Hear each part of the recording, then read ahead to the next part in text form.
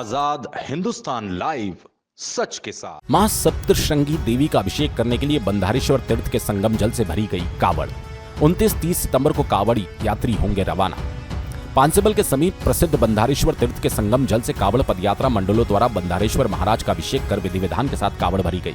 जलगोन ग्राम के रहने वाले ब्रह्मलीन जल समाधिस्थ ऊखा महाराज की कावड़ के संचालक पंडित भट्टू महाराज ने बताया, प्रतिवर्ष अनुसार 54वें वर्ष के उपलक्ष्य में महाराष्ट्र के नासिक जिले में स्थित स्वयंभू अर्धशक्ति पीठ मां सप्तशृंगी देवी का शरद पूर्णिमा कोजागिरी पूर्णिमा पर अभिषेक किया जाता है। हमारे द्वारा भी बंधारेश्वर तीर्थ संगम से कावड़ में तीर्थ जल भरा गया। उक्त तीर्थ जल से माता का जलाभिषेक किया जा रहा है। पदयात्रा करीब 7 दिनों की पैदल यात्रा करते हुए माता के गढ़ पहुंचेगी। प्रथम चरण में उज्जैन से मां शिप्रा जी का जल कावड़ में भरकर पांसेबल लाया जाता है।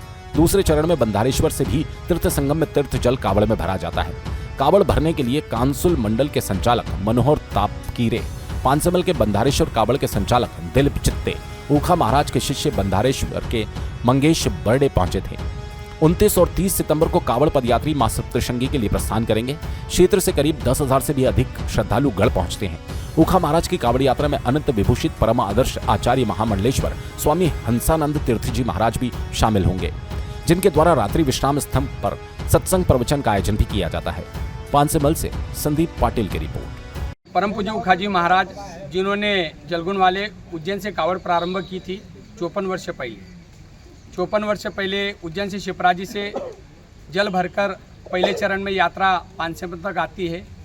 दूसरे चरण में ये यात्रा बंधारा से पुनः प्रारंभ होती है। शारदीय नवरात्र में पंचमी के दिन एक कावड़ भरते परम पूज्य ऊखाजी महाराज के काफ़ी शिष्य है, वो अपने अपने स्तरों पर कावड़ यात्रा निकालते हैं। जैसे अभी बंधारा से मंगेश बर्डे इन्होंने कावड़ भरी है, मनोहर भाई तापकीरे कांसुल से इन्होंने कावड़ भरी है, दिलीप भाई चित्ते इन्होंने यहाँ पे आज कावड़ भरी है, और बाबा के अन्य भक्तों ने नवरात्र में कावड़ भरकर माँ भगवती के सप्तशृंगी गढ़ पर शरद पूर्णिमा कोजागिरी पूर्णिमा के दिन इसी जल से माता का रात को जलाभिषेक किया जाता है। कितने दिनों की यात्रा है पूरी? ये हमारी 7 दिनों की यात्रा थी।